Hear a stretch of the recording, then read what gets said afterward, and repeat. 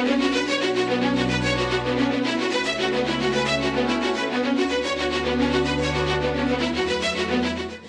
guys, welcome back.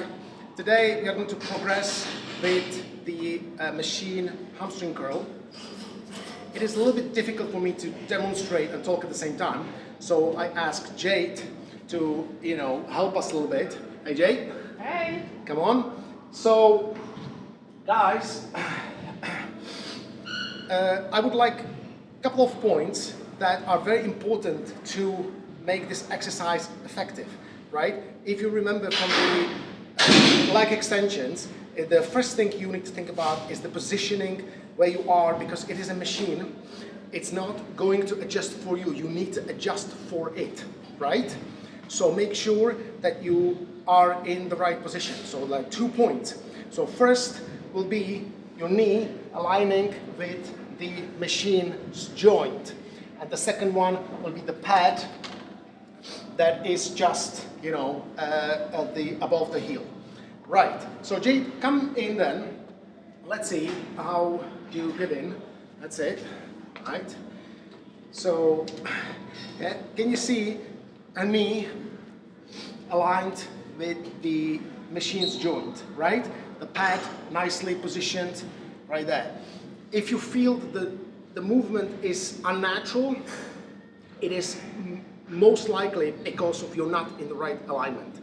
Okay, now the most important tweak or adjustment for the form. Yeah, so let's go, Jade, let's go like do 1 rep just in general. Yeah, so it's pretty straightforward.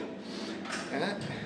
So full extension and then you curl into the flexion. Yeah, for the hamstring. That's right. Nice.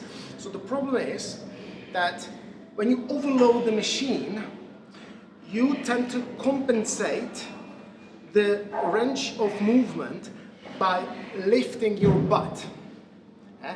Now let's show then go, and then let's assume this is really heavy and you cannot, make see, the butt comes up and you limit the function of the hamstring. Maybe, we exaggerate a little bit, but even a slight movement makes a big difference. So make sure that what you do is you push your hip down to the pad and then you go. If you cannot manage, it's most likely because there's too much weight, it's too much resistance. Yeah? So let's go again.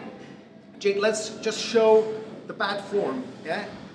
Overload it, butt comes up, and then you sort of wrestle the movement, not clean, right? Okay. Now, okay, cool, very good. If it helps, and again, do you remember the analogy that we did with the leg extensions? When you use the elbow as the knee. So imagine that you are doing a bicep curl in the elbow. It's a very similar movement, yeah? You do bicep curl. Same thing in the knee. You do the curl, but it's very similar. Now, with the bicep, how you cheat, when it is too heavy, you go with the elbow, you go behind, you do this. Yeah? It makes you do something like that. Now, it is a little bit different here, because the knee or the thigh cannot go beyond the bench. So what you do, you project the force to the hip, right? And you just don't want to do that. You want to expose the hamstring in the full range of movement for the best result. Let's do 1 more set, just do the correct way, and we'll move on. So let's just go, that's it, yeah? Adjust it nicely, perfection, okay? And let's go. 2, if it helps to sum up, you just the pad and then you curl. Try that. There you go. Okay? There you go. Fantastic. See? Perfection. Good form. In fact, let's go and do this in a different machine. just applying the same principle. Here we have a single leg hamstring curl. It's exactly the same. In the principle, it's the same thing. So let's go. Jay, let's see. Yeah, if you get in, you will see it's very clear. Same thing. You push in first, then you curl. Yeah, look. Yeah, and then do one that is, or a couple that are not really, you know, good. Yeah? See, are you trying to compensate? That's it. No. Yeah? Right, guys, now it's time for you to try. Let me know in the comments what you think, okay?